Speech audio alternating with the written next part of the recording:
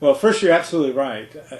At the present time, the ILWU is the only union west of Detroit that has its own complete archive.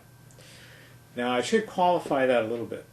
In Detroit, the United Auto Workers have had a long relationship going back to the early 60s with Wayne State University.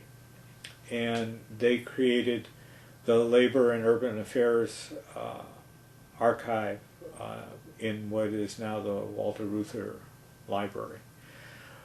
It's an academic repository with which the union has a contractual relationship. So the union is controlling its materials housed at the Walter Reuther Library. So it's not the union's own internal library, but it's there and it's in Detroit. There have been a few other unions in the last 25 years that have tried to set one up. And that means kind of retrospectively to create an archive.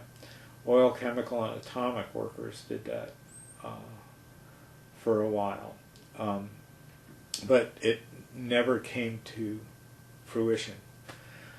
So there is also the Meany Center that the AFL-CIO created as an adjunct to the National Labor College back east, and there they were paying attention to the AFL-CIO's archives and had certain policies and guidelines about materials belonging to affiliates, individual unions, that did not constitute a true historical archive of any of those other unions that sent their papers there. In other words, they were screened and weeded down to the kernels that the Meany Center's professional staff felt was able to be preserved in the space available.